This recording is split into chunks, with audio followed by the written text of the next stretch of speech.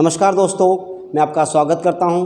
दोस्तों, आज का मेरा यह वीडियो सुमंगलम विकास पर आधारित है, जो कि नेशनल एजुकेशन पॉलिसी 2020 के पाठ्यक्रम के अनुसार बीए थर्ड ईयर इकोनॉमिक्स के विद्यार्थियों के लिए पाठ्यक्रम में शामिल किया गया है। दोस्तों, इस वीडियो के अंतर्गत हम सुमंगलम विकास की अवधारणा, उसकी विशेषताएं और इसकी प्रासंगिकता पर प्रकाश डालने का प्रयास करेंगे। यदि आपको मेरा वीडियो पसंद आए तो आप इसे लाइक करें, शेयर करें और सब्सक्राइब करें। तो आइए दोस्तों, सुमंगलम विकास से संबंधित विभिन्न बिंदुओं पर प्रकाश डालने का प्रयास करते हैं।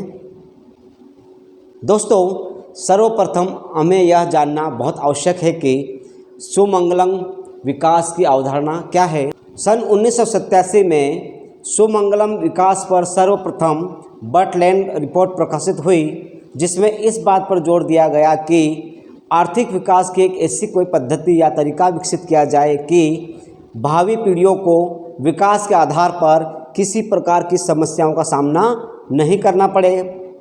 इसका आशय यह है कि विकास का दृष्टिकोण वर्तमान के साथ ही भविष्य की पीढ़ियों को भी लाभ प्रदान करे।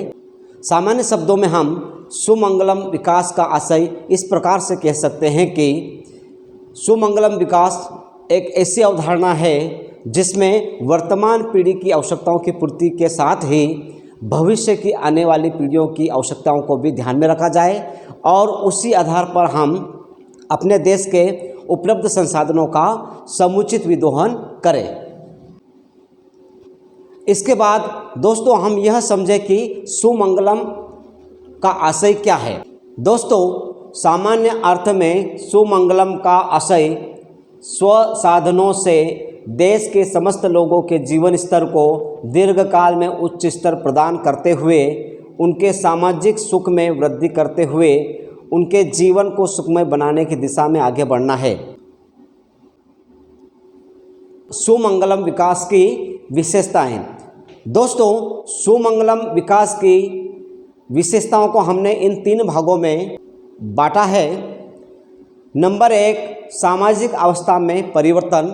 जब हम सुमंगलम विकास की अवधारणा को आगे बढ़ाते हैं, तब हम सरल सामाजिक अवस्था से जटिल अवस्था की ओर परिवर्तित होते हैं, जिसमें हमें अनेक प्रकार की बाधाओं का सामना भी करना पड़ता है। इसके पश्चात सुमंगलम विकास की दूसरी विशेषता है सामाजिक गतिशीलता में परिवर्तन या वृद्धि होती है। जब हम विकास की दिशा में आगे बढ़ते हैं तो हमारे समाज को भी आगे बढ़ाने का हम लोग प्रयास करते हैं, जिसके परिणाम स्वरूप उसमें सामाजिक गतिशीलता भी दिखाई देती है। इसके पश्चात तीसरी महत्वपूर्ण विशेषता है अधिकतम आवश्यकताओं की पूर्ति। सुमंगलम विकास की दिशा में आगे बढ़ते हुए हमें अधिकतम आवश्यकताओं की पूर्ति की ओर भी ध्यान देना पड़ता है और इसके लिए आवश्यक संसाधनों को जुटाना पड़ता है। इस प्रकार हम सुमंगलम विकास की विशेषताओं को 3 भागों में विभाजित करते हैं। अब हम सुमंगलम विकास एवं सरकार की भूमिका पर चर्चा करते हैं। दोस्तों, सुमंगलम विकास के लिए एक व्यक्ति या एक परिवार आगे नहीं बढ़ सकता, वहाँ पर हमें सरकार की आवश्यकता पड़ती है, क्योंकि सुमंगलम विकास की अवधारणा एक छोटी अवधारणा नहीं है या सीमित अवधारणा नहीं है। यह एक बड़े स्तर की अवधारणा है जहाँ पर हमें सरकार की भूमिका की आवश्यकता पड़ती है। सुमंगलम विकास की अवधारणा को मूर्त रूप देने में सरकार की महत्वपूर्ण भूमिका होती है। इस सुमंगलम विकास की प्रक्रिया में उत्पन्न बाधाओं को दूर करती हुई जनता की आवश्यकताओं को पूरा करने का हर संभव प्रयास करती है, ताकि वर्तमान के साथ ही भावी पीढ़ी को भी विकास का लाभ मिलता रहे, जिससे कि लोगों का जीवन स्तर उच्च एवं गुणवत्तापूर्ण बना रहे।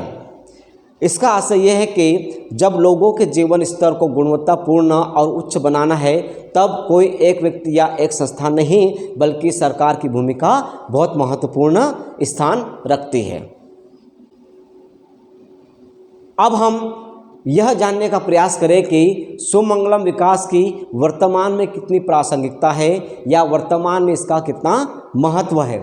यदि देश के संसाधनों का समुचित विदोहन किया जाए तो लोगों की वर्तमान आवश्यकताओं की आसानी से पूर्ति होती रहेगी, साथ ही साथ भविष्य की आवश्यकताओं को भी पूर्ण किया जा सकेगा। लेकिन इसके लिए आवश्यकता इस बात की है कि यदि वास्तव में सुमंगलम विकास को धरातल पर लाना है तो हमें प्राकृतिक संसाधनों को उचित प्रकार से उपयोग करना होगा। इसका सीधा आशय है कि हमारे देश में जितने भी प्राकृतिक संसाधन उपलब्ध है, यदि हमें उनका उपयोग वर्तमान की आवश्यकताओं को करने के साथ ही भविष्य की आवश्यकताओं के लिए करना है तो हमें उनका सही रूप से विदोहन करना होगा, तभी हम सुमंगलम विकास की अवधारणा को धरातल पर ला सकते हैं। दोस्तों, इस प्रकार हमने इस वीडियो में सुमंगलम विकास की अवधारणा, विशेषताएं और उसकी प्रासंगिकता को समझने का प्रयास किया है। धन्यवाद।